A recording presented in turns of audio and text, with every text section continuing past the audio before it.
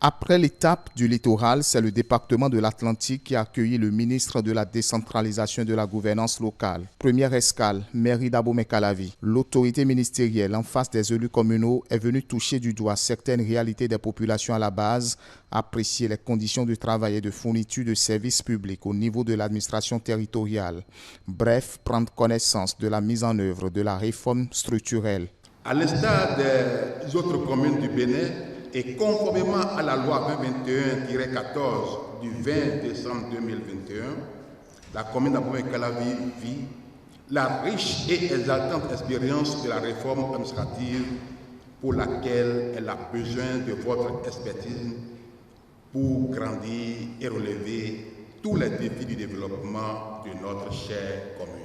La réforme qui a mis à côté de vous, les élus, des cadres techniques et administratifs pour vous accompagner et éviter les pesanteurs politiques dans l'application des décisions. Outre la mairie d'Abomey-Calavi, le ministre Raphaël Akoteyon et sa suite ont visité respectivement les communes de Tofo et d'Alada pour le même exercice. Une occasion pour ces maires, d'une part, de saluer l'initiative, remercier le gouvernement pour ses efforts en vue de donner une nouvelle orientation au secteur de la décentralisation.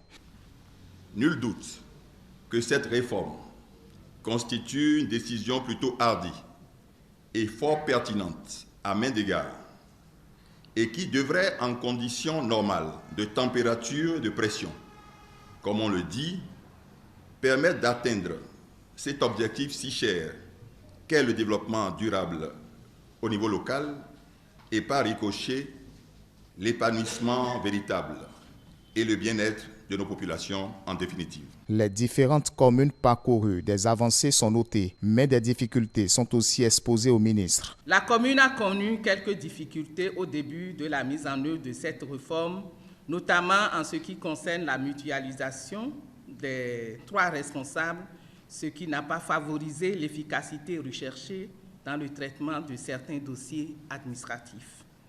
Cette préoccupation est en train d'être dissipée car nous nous réjouissons du tirage de 2 nouveaux responsables, le RST et le RAD, ce qui réduit l'effectif des cadres mutualisés à 1.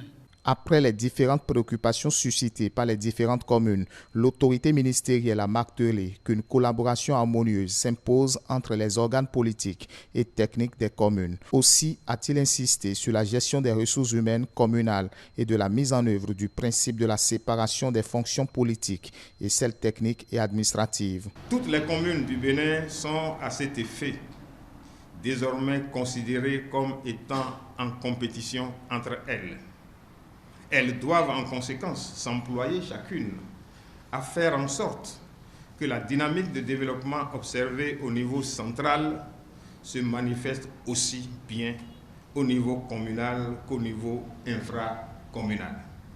Cela exige de votre part encore plus d'ingéniosité, de proactivité, de la pertinence dans le choix de vos actions et surtout la prise en compte au premier chef des besoins de vos mandants dans la formulation de vos politiques publiques. Une autre tournée spéciale est prévue dans les prochains jours dans les différents arrondissements du département de l'Atlantique.